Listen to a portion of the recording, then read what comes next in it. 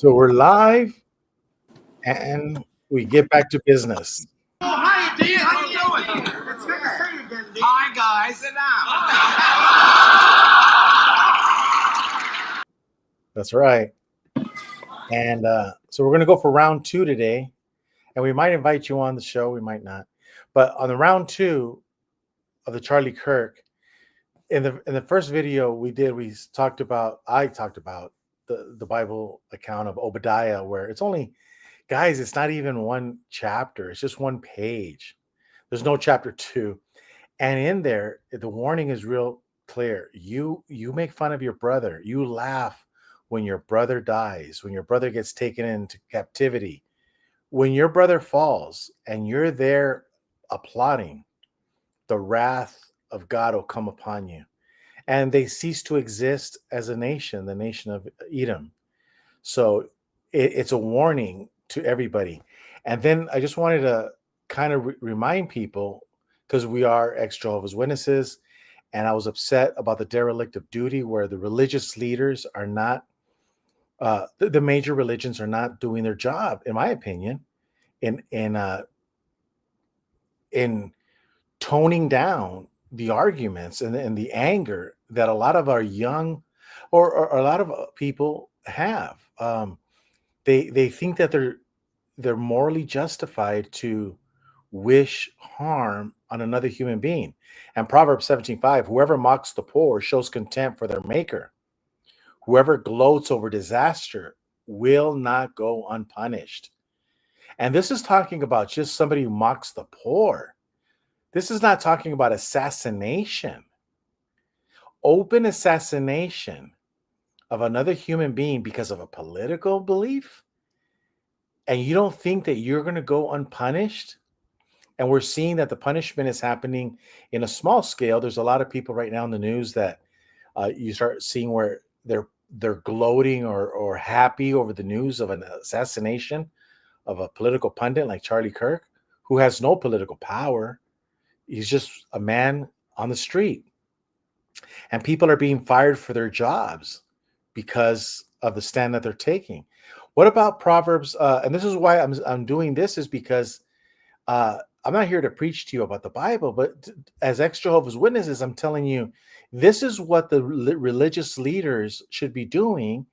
And from the phone calls that I'm getting in a lot of Facebook pages, there's people and Jehovah's Witnesses who kind of are in a celebratory mood over the bad news. Proverbs 24:17 should be on the front page of jw.org. Do not gloat when your enemy falls, when they stumble. Do not let your heart rejoice, or the Lord will see and disapprove and turn his wrath away from them. So it's very, and then the last one is the words of Jesus Christ when he says, blessed are you when they revile and persecute you and say all kinds of evil against you falsely for my sake. Rejoice and be exceedingly glad, for great is your reward in heaven. For so they persecuted the prophets who were before you. And we can actually say that the words of Jesus Christ have come true with Charlie Kirk. That here this guy is talking about the truth, trying to talk about having an open discourse. And then you go and you don't persecute him, you assassinate him. And then for people to be gloating, there should be a shame. And Jesse, when I was thinking about this, Martin Luther King was assassinated, and so was John F. Kennedy. Who in their right mind in our side of the political spectrum would say, well, John F. Kennedy was a womanizer and he was a flagrant adulterer. He had it coming. That is the stupidest argument. Nobody in their right mind would say, well, you have a point there, Joe. No, that is stupid. And what about Martin Luther King? Of all the bad things that we can say about Martin Luther King, if you can find them, that doesn't justify the open execution of a man. And then to say that we've now gone, 60 years later, and now the tide has turned where people actually believe that it's a good thing to rejoice over the execution of another human being, a public execution that was staged. No, I remember Mm, I remember in the early 80s when Anwar Sadat, when Jimmy Carter was president, mm, was it 79 when Anwar Sadat was assassinated? Remember, they were having a military parade and they shot the hell out of the president of Egypt. I don't remember anybody. He was Muslim. He had made peace with Israel. And I don't remember one Western civilization. I don't remember nobody in Western civilization mocking Anwar Sadat. I don't mhm, remember one Christian. I don't remember nobody mhm, mocking Anwar Sadat because he was a Muslim, because he got killed. mhm. Nothing. No. Correct. And why you rudely interrupted me when I was going to I'm sorry. conclude. I'm sorry. Just kidding. I was just teasing you. No, you don't have to. You don't have to be it. I was just teasing you. But I just wanted to end because that part of Jesus on the Sermon on the Mount is that how I don't know if Jesse takes the same stand I do, but uh, I just have to make it very clear that I in the last words that Jesus told Peter.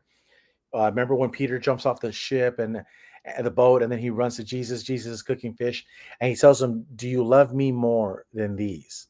So clearly, Peter and the apostles love the fishing business a little bit more than they love Jesus Christ. And and Jesus, we can talk about that different day. Help Peter understand he had a love problem. And what I'm telling you is that we don't have a love problem. We love Jesus more than you. And if you're a homosexual, you have pink hair, you don't know if you're a he or a him or a they or an it. If you are confused about your pronouns, if you're transgender, we don't hate you. We just love Jesus more. And we're going to call a spade a spade. The truth is the truth, the lie is the lie. Jesus said it very clear in the Sermon on the Mount, right? He says, let your yes be yes and your no be no. Anything outside of that is from the evil one. So with this thing with the Charlie Kirk, I'm not the only one. Everyone is saying the same thing, that we love Jesus more. Jesus is the truth. And we're tired of your stupid arguments. We're tired of your stupid nonsense. And this thing that you could rejoice or even try to say that somebody had it coming, somebody deserves a public execution and to leave their wife widowed and their children orphaned. No, we love Jesus more than we love you. And I can't be friends with you. I don't want to be friends with you. I will never be friends with you. I love Jesus more. And that's the line in the sand that I take. I don't know where Jesse goes on this. He's muted, but are you unmuted now? Viva America. Mhm. I don't think, because we have a church. It's called the GG for GB Church. And we have 2 members. And we don't want you to subscribe. We don't want you to like us and subscribe. We don't, none of that crap. Because children are watching, right? Yeah. We don't want your subscription. We don't want your likes. If you do, go ahead. Mhm. But we're not begging for it. We got a little bit of pride here. We're not beggars. We're not Tony Bennett. Must I forever be a beggar whose golden dream will not come true? Or will I go from rags to riches? My fate is up to you. No, my fate is not up to you. It's up to Jesus Christ. It's not up to you. We don't care about you. We love you, but we don't care. If you don't like us, fine. But listen, you're so right. And people don't know that in our church, you and I have some of the biggest fights. Mhm. There's some nights where me and you, we go mano a mano. We fight. Mhm. I know it doesn't come out in the video here, but nobody fights more than you and I. Mhm. When we fight, we look like 2 gay lovers, huh? You know how Yeah. they say those guys are gay lovers? They're always like a cat fight. Mhm. Yeah, but we're brothers and we fight hard. Mhm. And one of the things that we fight about is the Jehovah's Witness lefties. Just like you used to tell me about Mark and all the brothers that elders, you used to tell me when we were younger, we were elders. Jesse, they're not your friends. They're not your friends. And I tell you the same thing about all your Jehovah's Witness friends that do videos and, these guys that do videos. And I go, Gilbert, they're not your friends. They hate you. And I think that's what's happening. And me and you would fight about it. But there's a sifting going on. There is a separation of the wheat and the weeds going on. And we're seeing it with the life and death of Charlie Kirk. You said that there was these communists that were doing this video today, and they ex-Jehovah's Witnesses, and they were mocking. They were saying that Charlie Kirk deserved it. And the moderator of that show, he was trying to distance himself from it. No, you can't distance yourself from it. And I think Ruby Quinn alluded to it yesterday. There is nowhere to be neutral. Mm-hmm. Life has a way, little surprises where you have to take a stand. Mm-hmm. You can be this idiot and say, oh, I'm a neutral person. No, dude. You can't be neutral on it. Either you're going to have respect for human life or you're not. Either you're going to stand up and say, hey, you know what, guys? Not in my name. I will not be your friend if you're laughing at a person who just got orphaned 2 kids. You're a disgrace of a human being. I don't want to be your friend. And you and I used to fight about that a lot because I used to tell you that, Gilbert, they're not your friends. These people will abandon you when the first problem comes up. They'll accuse you of things. There's ex-Jehovah's Witnesses who have accused you of things, Gilbert, that you could get murdered for. These are not your friends. When the going gets tough, the tough gets going. And we're seeing that in the EX-JW community. They're laughing at the misfortune of a human being who's been assassinated. The whole planet. And this is what I tell you about the uniqueness, about the exceptionalism of America. And me and you talk about economics. We talk about the BRIC nations. And I tell you, what do I tell you about BRICS nations? Fuck BRICS. Mm-hmm. We're the best. Mm-hmm. The dollar is the best. Listen, anybody gets killed on the planet, nobody knows about it. But an American dies, the whole planet feels it. Mm-hmm. This is it. You keep saying this movie, this is it. Mm-hmm. You got it over there? America is it. Mm-hmm. We shake the planet. We fart, the planet shakes. Why? Because we're the land of the free, home of the brave. Even on our worst day, we're better than all those BRIC nations. On our worst day, we're better. We're a bastion of freedom. Jesus says you can't hide a city on a hill, the shine, the light. You can't hide it. And that's what the United States is. We're the shining city on the hill. Sometimes we do stupid things like we talked about yesterday, the Fed. Yeah, we do stupid things. But in all, the American experiment is a great American experiment. And that's what Charlie Kirk died for. I'm like Charlie. I'm not ready to quit on the American experience. I'm not ready to quit on Jesus. Look at all the Jehovah's Witnesses, ex-Jehovah's Witnesses. They're all quitting on Jesus. Didn't JP tell you that all these new Jehovah's Witnesses that are leaving, they're all woke? Mm-hmm. They quit on Jesus a long time ago. Let the word go out that you and I, we're not ready to quit on Jesus. Mm-hmm. We're like Charlie Kirk's widow. You ain't seen shit yet. Mm-hmm. And like I told Ruby yesterday, you don't want the Republicans to wake up. You don't want Republicans to fight back. We're one badass group of people, the Americans. Mm-hmm. Remember when the Indians thought they could take the Cowboys? It didn't go too good for them. Remember when the Japanese thought they could take on the Americans? It didn't go too good for them. Remember the Mexicans in the Mexican War or Spanish War? Didn't go too good for them. No. When you wake up America, it doesn't bode well for you, backstabbers. Mm-hmm. Well, that's a good point. And you're talking, yeah. So you're going from a different angle, on the American side, which is good because a lot of ex-Jehovah's Witnesses, people are leaving the Jehovah's Witness religion, and just like clockwork, just like Watchtower planned it out. Watchtower made it sure that when you left the Watchtower, it was right to plan. You're going to hate God. You're going to hate Jesus. And guess what? You're going to hate your country too. And just so happens that we're broadcasting in America. So Watchtower made it very clear. When you leave us, you're going to hate America. And that's what you're seeing right now. A whole bunch of ex-Jehovah's Witnesses leaving the religion. And now they're going to go to college, the Jehovah's Witnesses. And what are they going to do? They're going to hate on America. And we're seeing it from what I'm hearing in Facebook and Instagram and others. Libs of TikTok? Yeah. People are finding joy in other people's. And you know what? Here's the thing. They're a small vocal minority. Mm-hmm. The people that are making fun of their brother. The majority of Americans and Christians do not act this way. We have a small group of our brothers and sisters who are stupid, Mhm. and they mock at the misfortunes of others. They're stupid. They probably got vaccinated and they got no brains left, blood-brain barrier. They're retarded. They're laughing at they don't know that karma's a bitch. Mhm. You don't laugh at the misfortune of other people. You talked about it in Obadiah. We know it, you know it, but they don't know it. They go on social media and they laugh at the misfortune of other human beings. Nobody does that.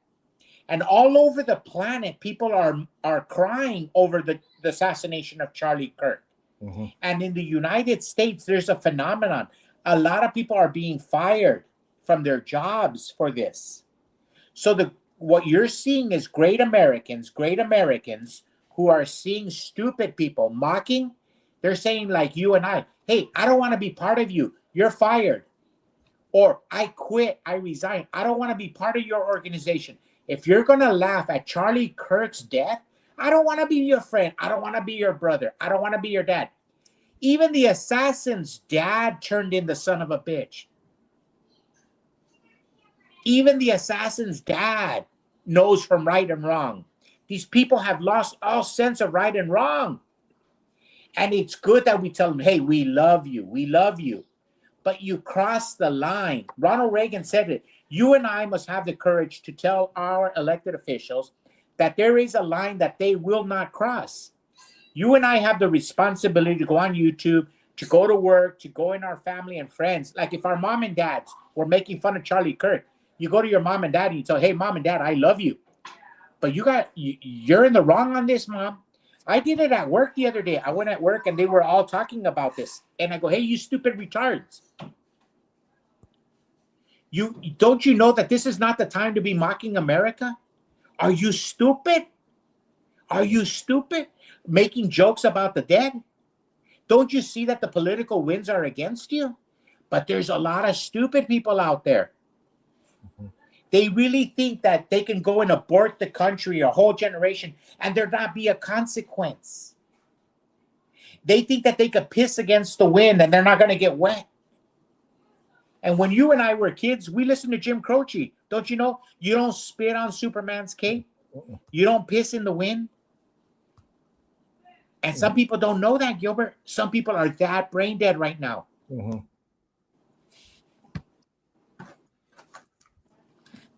Because they were conditioned by the New World Order.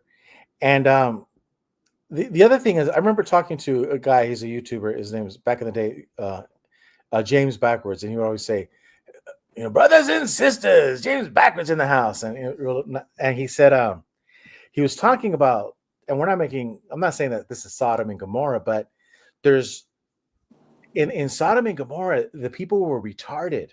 They were going out into the street, foaming at the mouth, trying to bring in, knocking the doors, because they wanted to have sex with those strangers that came in, and God had to blind them. But they had like rabies. It was a form of rabies that had infected the mindset of these men in the city. And that form of rabies is what you're seeing right now. It's kind of like, I'm not saying it's Sodom and Gomorrah, but it's Sodom and Gomorrah light, where these people are infected, like with, I don't know, could it be the jabby yabby? I don't know. But you're seeing elements that we read in the Bible, and I'm not saying that it's biblical, but it has those tones, those similarities. Because when you see these people on the news, right, on different news sites, like all common sense, all decency has been lost, kind of like a Sodom and Gomorrah type. And that's how, not because they're having gay sex. No. I'm not going there. I'm just saying that they've lost all sense of right and wrong. And that's what we're seeing that you're talking about. These people believe that you can kill somebody who has no political power. He doesn't hold political office. He doesn't have an army at his disposal. He has no control over any police force. And yet you compare him to Hitler and you rejoice over his death. I mean, you really have to be stupid like the people of Sodom and Gomorrah. It just like remember how we talk about in other videos nuclear stupidity? Am I babbling here or no? Yeah. So some of these people have gone into cosmic stupidity or quantum stupidity because, I think nuclear stupidity, it's so yesterday. Mm-hmm. Like Foreigner said, that was yesterday. You won't find me in yesterday world. Mm-hmm. Goodbye, yesterday. Mm-hmm. So we got to go to tomorrow. We got to go to quantum stupidity. We got to go to warp speed. Kind of like in that movie. Remember when Martin Short, he plays Mm-hmm. Dark Helmet and he goes into ludicrous speed? So when you say atomic stupidity, I think we're past that. We're almost into a karmic stupidity where they don't know that there's consequences to certain actions. When you and I were kids, we would say, hey, we're going to get on the bus. It's our right. And then the teacher would go, no, no, no, no, no. We're going to kick you out of the bus because you've been unruly. No, it's my right. And they go, no, no, it's your response. It's your privilege. They didn't know the difference between rights and privilege. And they weren't taught civics in school. These people are so stupid, Gilbert. They really think that a man can have a baby. This is quantum stupidity now. Now, some people think that this is an exaggeration, but it's not. We're going to show it to you because what happens when somebody dies? Well, people normally do vigils. And in those vigils, sometimes you might want to have something printed, like a photograph, and you take it to the vigil with your. So this is what happened today in the news. So we came in for an order earlier to print a poster for our vigil tonight. Yeah, so for we somebody don't print that passed. propaganda. It's not. It's propaganda. I'm sorry. We don't. All right. So, what's your name? I'm Kirk. I'm print supervisor. I'm one of the managers. Yes. So, unfortunately, we do So not they print- say they don't print we don't political print- propaganda. So this is somebody that passed away. That's political propaganda. So this is for a prayer tonight, for a prayer vigil. It's still propaganda, unfortunately. I printed What other makes it things. propaganda? Because he's a political figure, and I don't have to. It's Our general manager is going to be in on Monday. If you No, want to it's speak totally further okay. on No, the we have- subject, we have you would lost- like we to have you're know. welcome to return. Now, we don't know if that's a guy or a girl or an it or a she, him, or they, them, all that other shit. But you go to Office Depot, and this is the stupidity level that we're talking about. That we're not allowed to print a document, right, that you're going to take to a vigil. Is political propaganda. This is the level of stupidity, and some of them are mayors, House of Representative members. Gilbert, what Like- did you say? You always quote Jesus. Those who have ears, what? Listen, yeah. These people don't have ears. They don't know the political winds. They don't even know what's happening in America.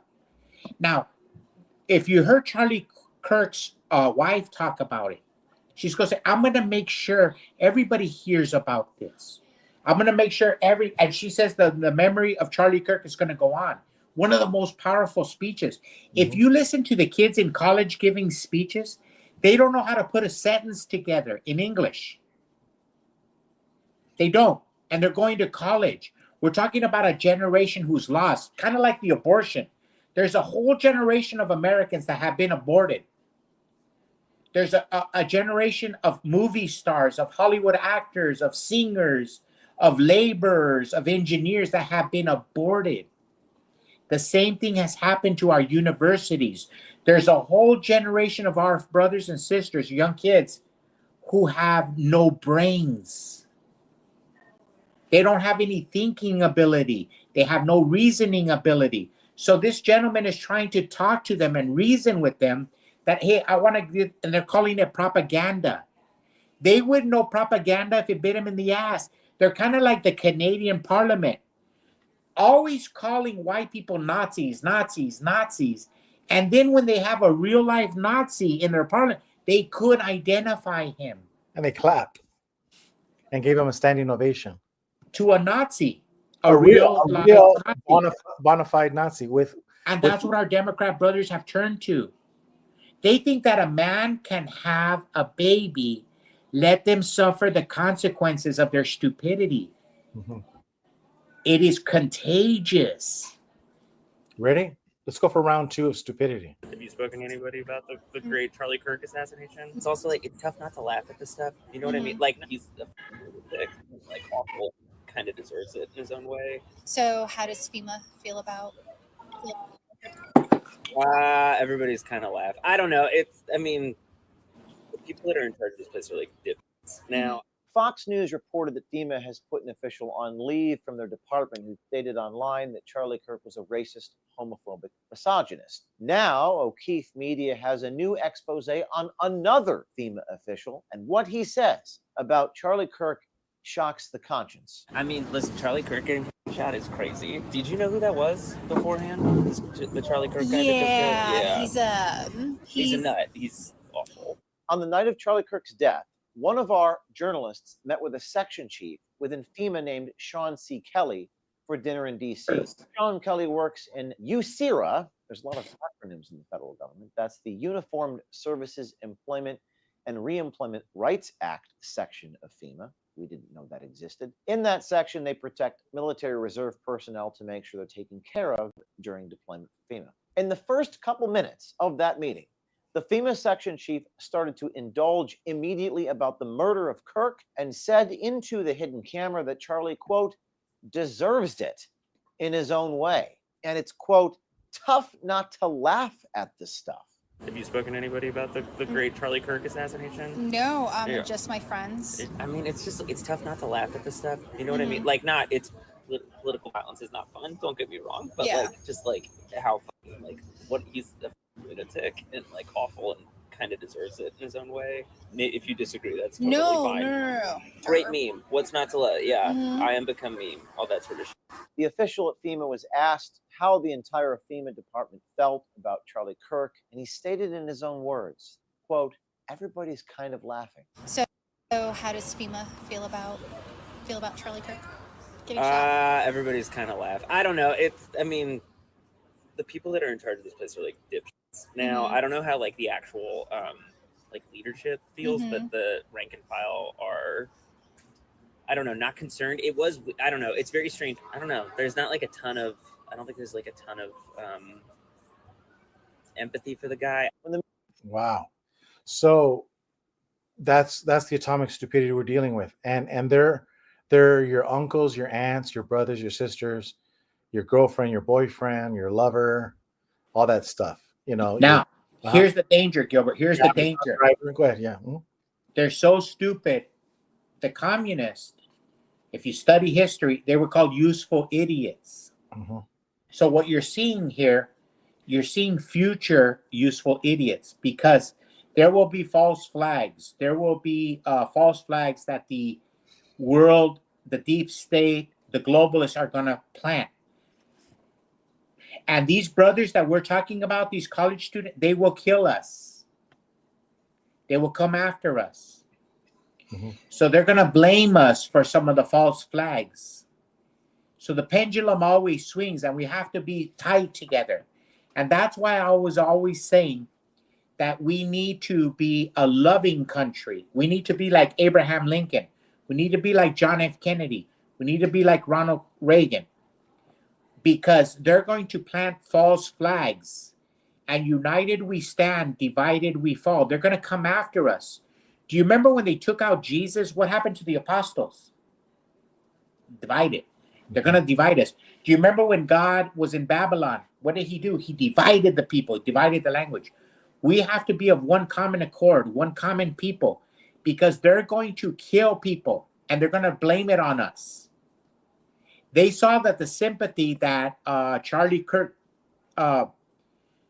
garnered, well, the devil is jealous. He's going to want sympathy. Remember like that Rolling Stones song, Sympathy for the Devil? They're going to want that sympathy. They're going to kill a gay or a transgender, and they're going to blame it on the conservative movement.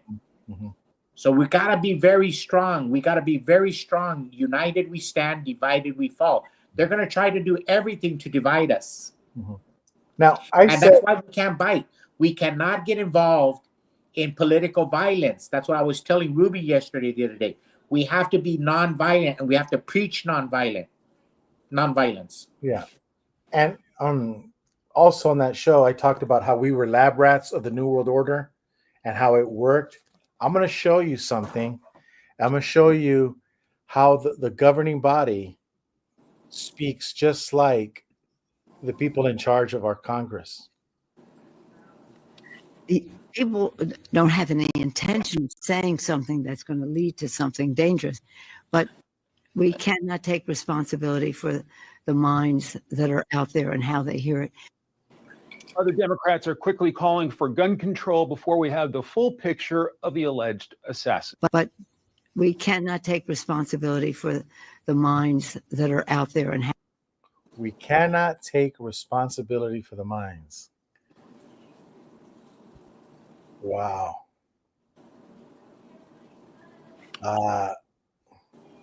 They planted all these sick people like Manchurian candidates all over. There was one or two. Now there's thousands of these people who are sick in the head. And they're angry. Yeah, like you said on Babylon. Remember in Sodom and Gomorrah? They were angry.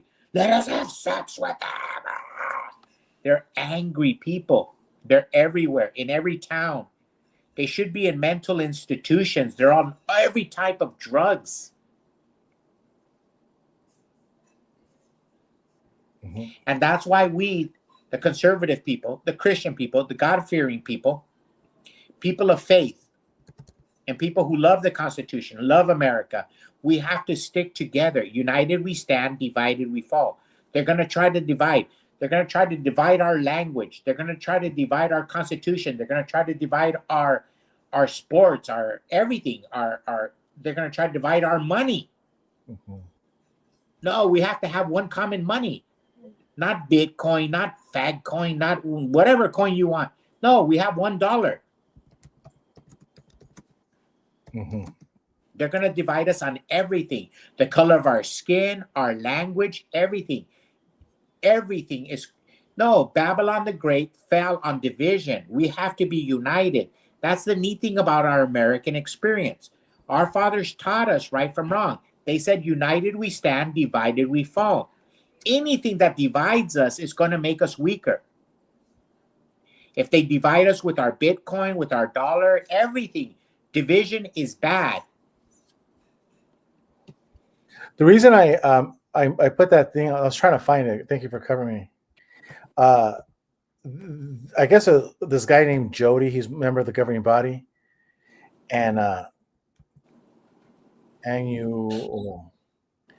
thought I saved it, but I did a video where he talks about how we didn't get it just quite right.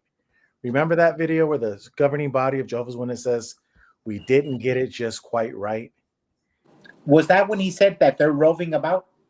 That was Brother Loesch. So when the governing body of Jehovah's Witness says we're not responsible for all of these false days, we didn't get it just quite right, yada yada. And Nancy Pelosi, how they hear it, ability for the minds that are out. We cannot take responsibility for the mind. We can't take responsibility.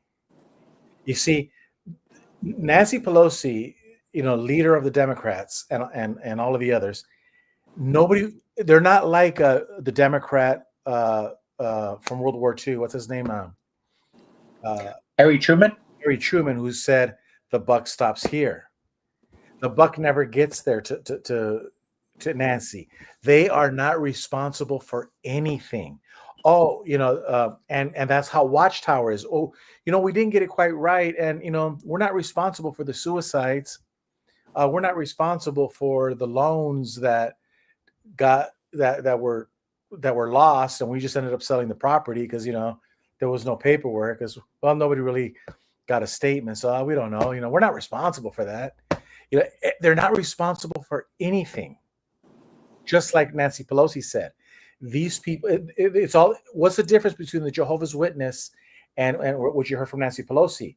The only difference is one is on steroids, and that is Nancy Pelosi. Because she subscribes to the theory that Mhm. out of chaos comes order.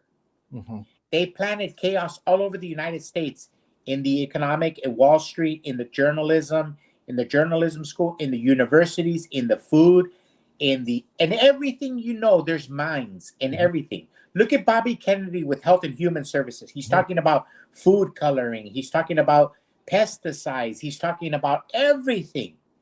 Nancy Pelosi has put a mind on everything because Democrats are always empowered when there's a disaster.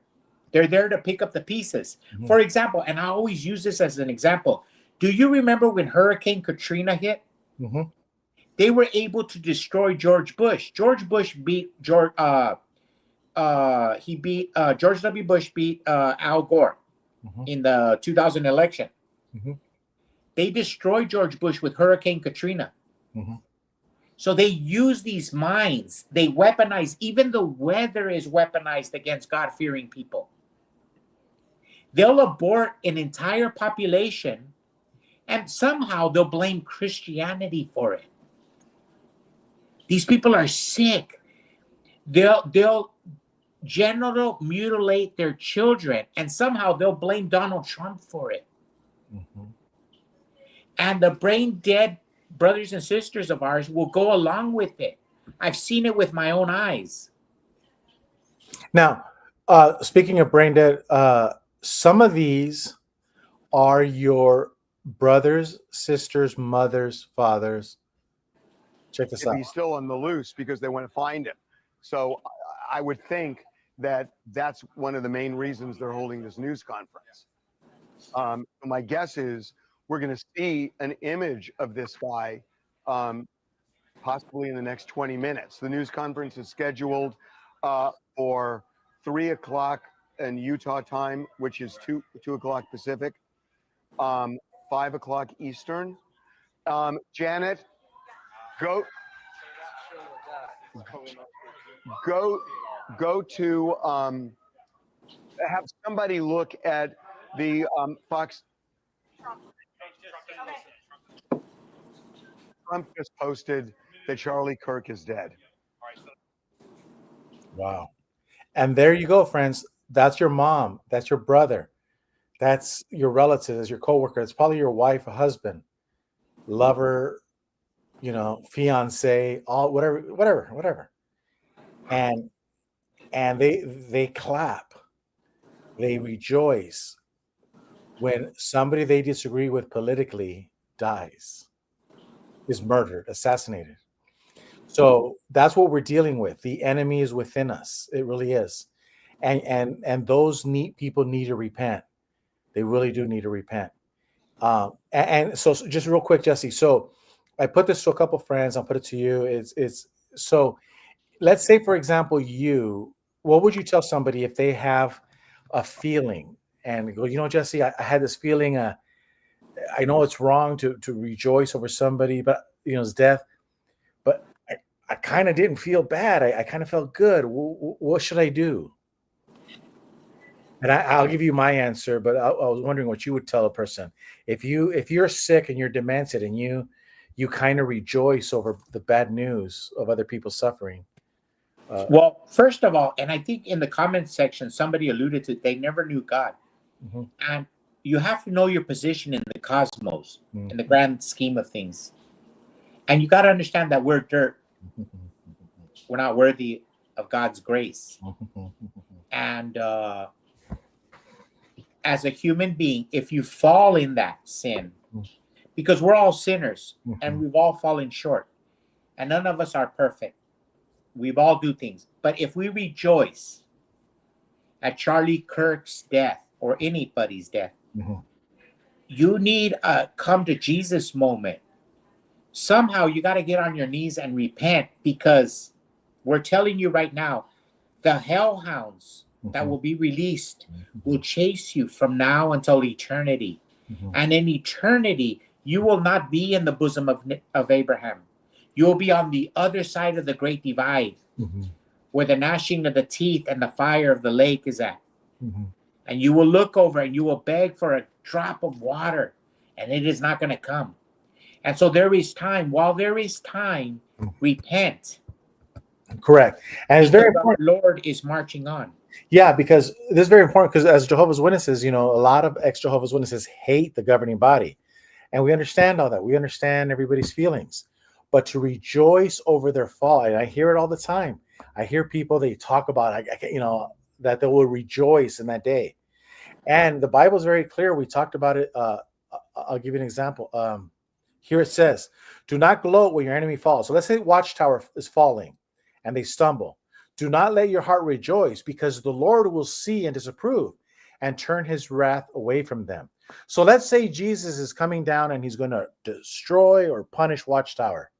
But he sees that you're laughing and applauding. And he says, you know what? I'm going to hold back. I'm going to hold back. Because now he's pissed off at you. And that's what the Bible is very clear on this stuff. I would just say that when it comes, if you have those sinful feelings, you're on the other side, and Barack Obama, Hillary Clinton, something bad happens to them, and you rejoice, or in any direction. You like you said, I agree with you. The only thing I would also add is you want to ask God that the Holy Spirit or Jesus get that cancer out of your heart and never talk about it ever again. Yeah, just refuse to even talk about it. Just like if it's radiation. Go ahead. Yeah, I try to see. For example, I always talk about Robert Kennedy and John F. Kennedy, Martin Luther King, because I'm a conservative Republican. Mm-hmm. I'm a conservative and I'm a partisan. But I always try to see Democrats, great Democrats. For example, I must confess that I hate Bill Clinton in my heart. I hate Bill Clinton. I hate everything he stands for. But I know that is wrong. Hate is homicide. And so I checked myself at the door and I said, Jesse, you got to change. You got to let it go. And so I study William Jefferson Blythe Clinton. And I try to see what is redeemably good in him. And one of the things that I love about Bill Clinton is that he's a great educator, probably one of the greatest educators in our lifetime.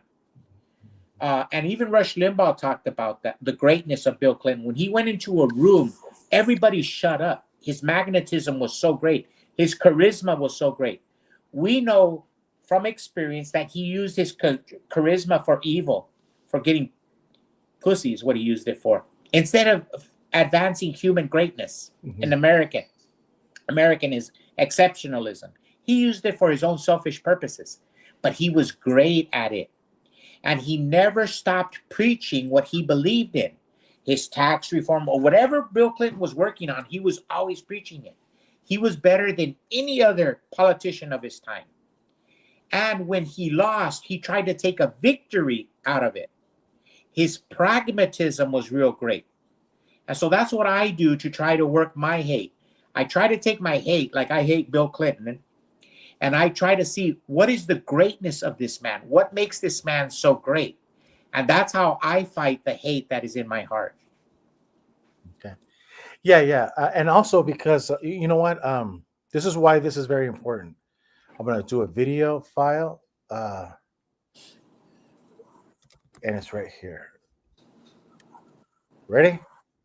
This is why it's so important. Fear is the path to the dark side. Fear leads to anger. Anger leads to hate. Hate leads to suffering. And I've been preaching that for years, Jesse. Over 10 years. It's been on my videos. For over 10 years, I've been telling people, fear is the path to the dark side. Fear leads to anger. Anger leads to hate. Hate leads to suffering. And no, AZ Raccoon, you didn't see it on the PBD podcast. You saw it here. Correction. So this is the point. If you don't get rid of the anger and the hate, you will die in this life and the next. I don't know how, in what form, but it's a cancerous death that'll consume you. You have to control, and this is the one thing that we're noticing with Jehovah's Witnesses and also our these crazy lunatics that you're seeing on TikTok and everywhere. They do not have control of their anger, their emotions, and it leads them to hate and hate will lead you to homicide and suffering. And that kid, I don't know his name, but the kid who killed Charlie Kirk, that kid is like Cain. He's running, man. The guy's running, and the dude is a cursed man, and he knows. So, but you know what? These younger kids are uneducated. For example, and you and I, we subscribe to the theory that our mother and father taught us. Education begins at home.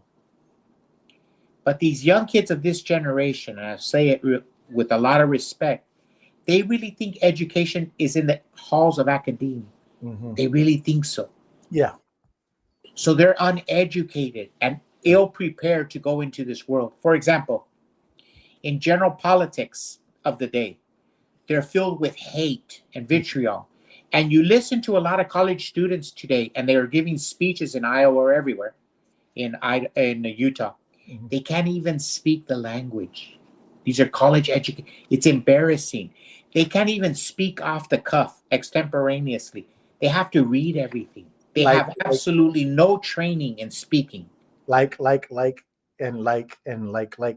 probably think Shakespeare is a sexual device. I don't know.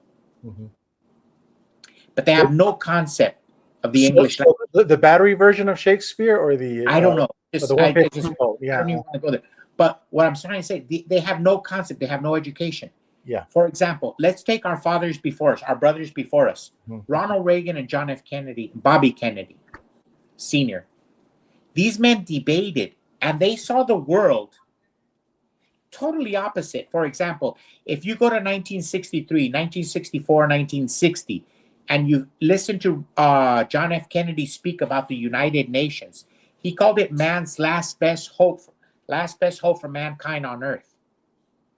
If you go to 1964 and you listen to Ronald Reagan on the Barry Goldwater RNC speech, you hear he calls America man's last best hope. Two great men, presidents of the United States, John F. Kennedy and Ronald Reagan. And they couldn't see the world more equal. They were the most divisive. They were the most polar opposite beliefs. Ronald Reagan thought America was the last best hope. John F. Kennedy thought the United Nations was man's last hope for mankind on earth. But they didn't hate each other. They debated it throughout the 60s and into the 70s and into the 80s. It was a debate. Sometimes you win, sometimes you lose. But these children, they don't want to lose a debate. They want to kill you. And Charlie Kirk is of the fold of John F. Kennedy and Ronald Reagan, where he took it to the kids into debate. He understood that it was the exchange of ideas. But the children of today, they don't have exchange of ideas. They listen to their God, and their God, you know what the name of their God is? You know how the Jehovah's Witnesses have a God named Jehovah? You know what the God is of the college student? Professor. Whatever the professor says, they're not trained to think outside of the box. Whatever the professor says. So they're indoctrinated. They're not educated. It's a real dangerous situation. And so therefore, they can't enter into a debate. For example, a Jehovah's Witness. Are Jehovah's Witnesses allowed to enter into debate? No, because they're indoctrinated into this cult. The same thing has happened to our children. They've been indoctrinated into an idea where they can't debate. They can't fathom the idea that a man cannot have a baby because it's been indoctrinated into them. And therefore, if you tell them the truth, they must kill you. Like the Christian, you shall know the truth and the truth shall set you free. But not a college student. They shall hear the truth and you shall run free. I mean, you shall run angry. So let's just go back to that point that we talked about earlier, just a couple minutes ago. So back in the day, you went to a preparatory academy. Notice the words preparatory, and you can search this. What does it mean? Preparatory academy, and then it's not an education. And in the Spanish language, you didn't go to you didn't go get una educación. Education was something mom and dad taught you. So if you were a street sweeper or a lawyer or a doctor, the level of education depended on how you treat your fellow men. So a street sweeper could be more educated than a doctor because of the way he treats people. Now, this education thing gives you a false sense of security. So yeah, these kids go to school thinking that they're smarter. They're not. It's the other way around. School's there for preparatory to prepare you as you go through different levels of preparation. It's an academy. Did you want to answer that? Yeah. Dad would always tell us that. Yeah, when we were babies, Dad would go, mijo, education begins at home. Bend over, grab the ankles, and then he would whip me with the belt. And I remember I was educated right there. When that belt hit me, I saw light. I saw the great light in the sky. And then things became easy. There's the 10 Commandments. There's Sagittarius. There's the eve of destruction. Dad had a way of illuminating me with that belt of his. So the reason I mentioned that is because the devil and also the communists, they like to play with words. Kind of like when the devil says, is it really the case that you should not eat from the tree? And then Watchtower writes a book. What does the Bible really teach? They always play with the word really, really. And then Watchtower puts the word really in italics, just like the devil in Genesis. So if you read the Genesis 3, chapter 2 accounts, 2, 3, it sounds just like the Jehovah's Witness title cover. What does the Bible really teach? Implying that everybody else is lying. So that's how it works with education. These kids actually believe that they're smarter than you. They actually believe that and then the ex-Jehovah's Witnesses on the Rick Farron show, and they're calling in, and they're always talking down about the window washer, the guy that washes windows. I don't know about you, Jesse, but in down in Phoenix, there's a lot of buildings that need windows cleaned, and they're way up there. Those guys get paid pretty good. The point is that this word education, it gives you that false sense of security. And when you start thinking that way, that you're educated, you become like the religious leaders of the Watchtower and the other church, is you're up here and everybody's down here. And you know what? The children didn't have they didn't have reasoning abilities to try to listen to Charlie Kirk, for example. When he talked about the worth of their college diploma right now in this world of artificial intelligence and the changing of everything, he says a lot. And Charlie Kirk said this over and over. If you go back to his videos, when he would debate with these children, a lot of the, and he would do this in the college campuses. No wonder they hated him so much. But a lot of the college diplomas are not so valuable like they were yesterday. And so he was bringing up an argument that you don't have to kill somebody over this. Just examine his words. What we're seeing in artificial intelligence, it's coming up with information that is making some jobs obsolete. And some of the technology is making jobs obsolete. And Charlie Kirk was talking about that. And then these kids are spending hundreds of thousands of dollars to get a diplomas or to get a master's degree on stuff that you couldn't get a job for. And so they were going to be perpetually in debt the rest of their life.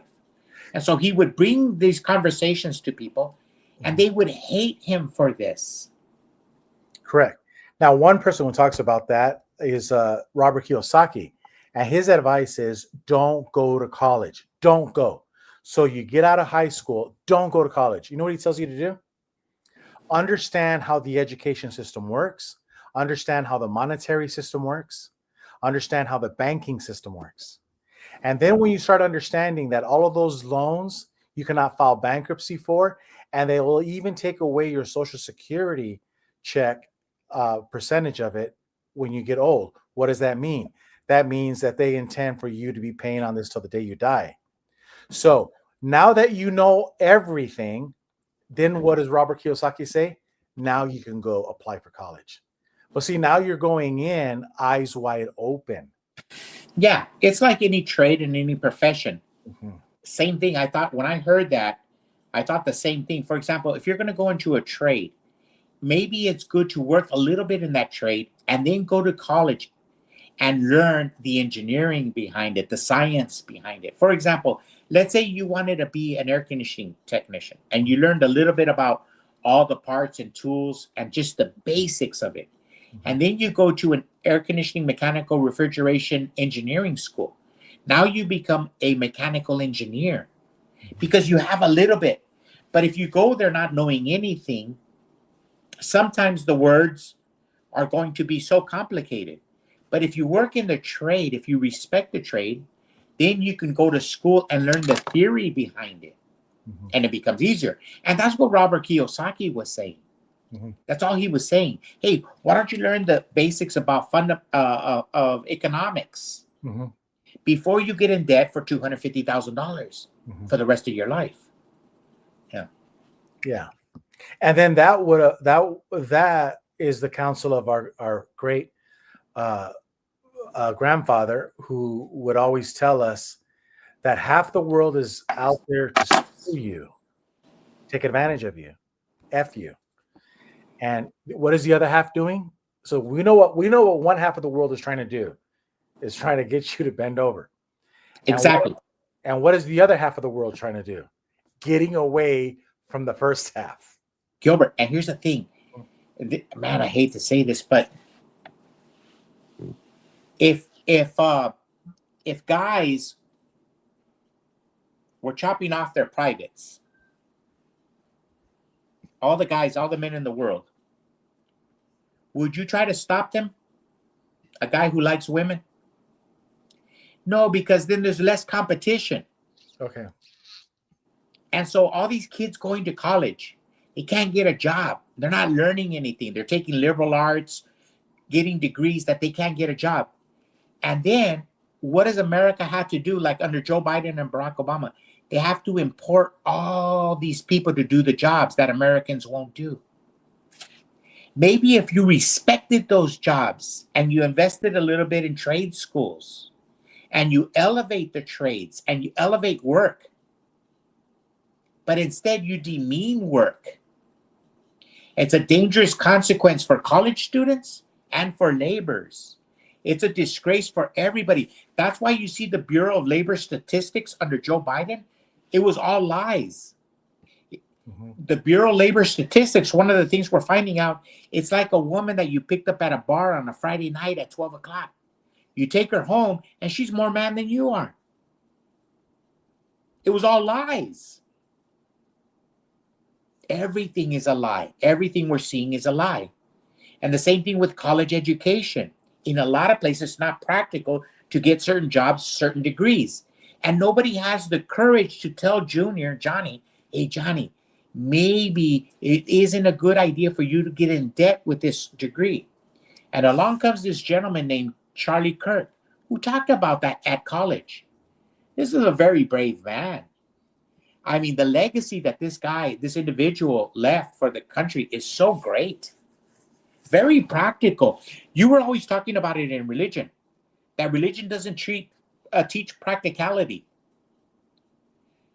Charlie Kirk was a very practical man. He went straight to the problem, the heart of the matter. Some of our degrees are not worth it. No need to hate a man over this. No, there is no need. The other thing I wanted to kind of bring out, it has to do with one thing that very few people. Well, we've heard a lot of people talk about this in different ways. This kid that killed Charlie Kirk, I guess he might be coming from a Mormon family. Looks like he has good parents and everything. So if this happened to us as Jehovah's Witness, the communists are very clear. They're going to reinvent you into a new man. They're going to destroy the old man and replace you with the new man. The Jehovah's Witnesses go and they put this in their Bible, the phrase, the new personality. And then you become a Jehovah's Witness and they're telling you, you need to have a totally different personality, a new personality, which is reflective of the Watchtower Bible and Tract Society. It's the same thing as communism, identical, And what they're doing is they're stealing your identity, and they're going to morph you into a new identity. That's what the universities do. And everybody's been talking about this for over 100 years, that you send your son to college, and the son, all of his life, for 18 years, he hears a banging, and that's dad having sex with mom in the bedroom. And the kid's like, well, this is what men do. Men have sex with women. I like women. My dad likes women. My grandpa likes women. All his life, he's been taught this. But then he goes to college and he comes back and he doesn't even know if he's a he or a she. He doesn't even know his pronouns. Why? Because that's what communists do, is they transform you.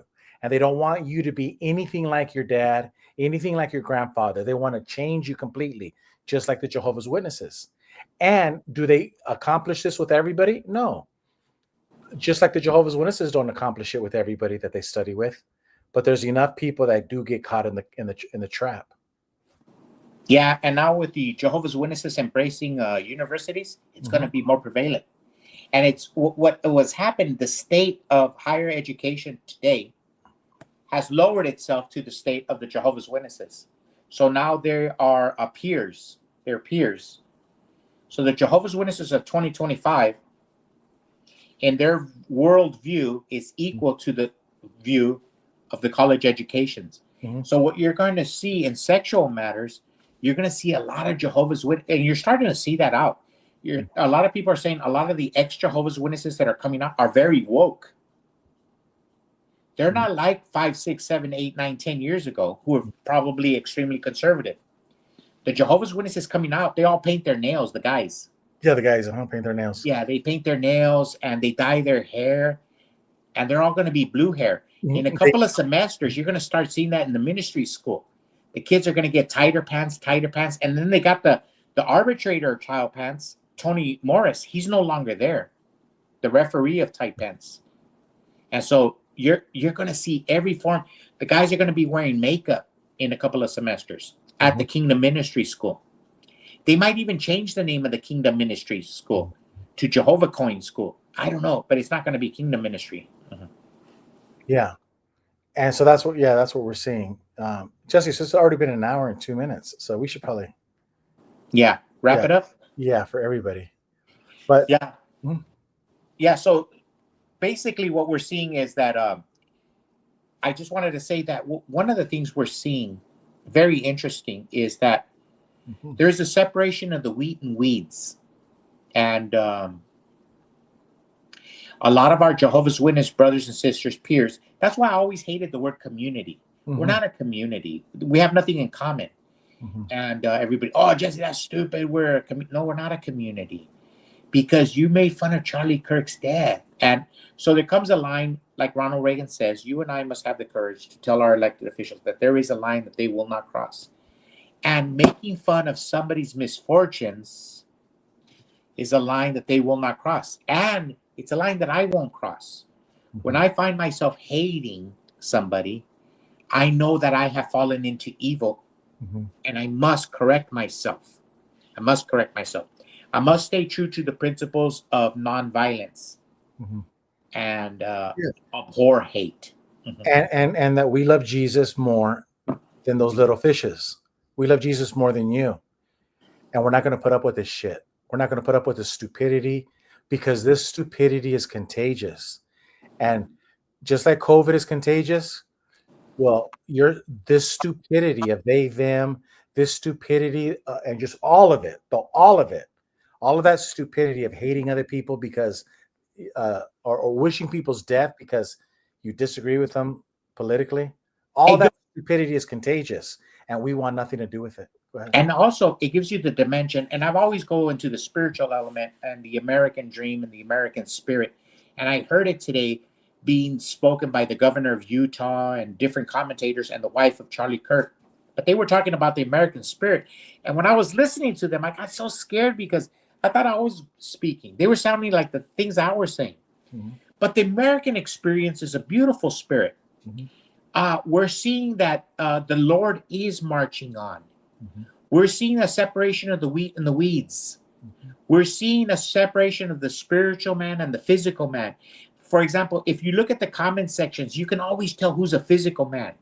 The man who laughs at the death of Charlie Kirk, that is a physical man. Now, is he right or wrong? I don't know. We will know on Judgment Day. But we know we're different than them. And like, let's say there's a guy on the comment section who's laughing at the death of Charlie Kirk. Let the word go out that I don't want to be your friend. I don't want you to subscribe. I don't care who you are. I don't care anything about you. And why? Because I'm not Jesus. I'm Jesse. Jesus gave his life for you. I didn't. I want nothing to do with you because you're a wheat or a weeds. We're separate. We're a different class. We grow up together, but one day you're going to be chopped off. Yeah. Yeah. And we're starting to see that. There's a separation of educated people and uneducated people. There's a godless people and God-fearing people. People who love their country and people who hate their country. Tell me God is not marching on. And what, remember, like, I want to end with this. Remember what Dad would always tell us? There's two types of people in the world: grateful and ungrateful. Yeah, it's real simple. At the end of the day, there's only two types of anything. You either have love or you have hate. You're grateful, you're ungrateful, right? It's always just two. It's either night or it's day. It's so, yeah. And yeah, that's the line. That's what we learned in EX-JW, 2 EX-JWs reflecting on Charlie Kirk round 2. And if you want to, hey Gilbert, but now somebody told you, or they were telling you that a lot of ex-Jehovah's Witnesses are making fun of Charlie. They really did. I didn't hear.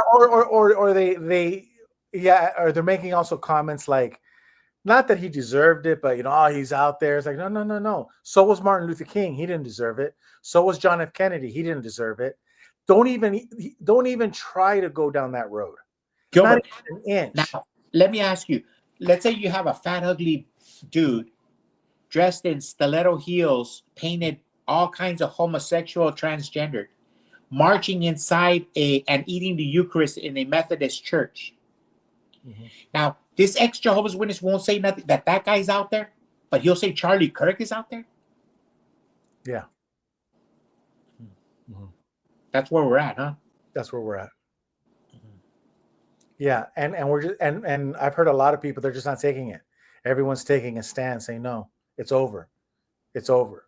It's kind of like Bill Cosby said, remember? When Adam and Eve ate the apple, and what did God do? Everybody out of the pool. Everybody out of the pool. Yeah, there's no more playtime. No more playtime. So, all right, guys. All right, Gilbert. See you on the next one, and thank you.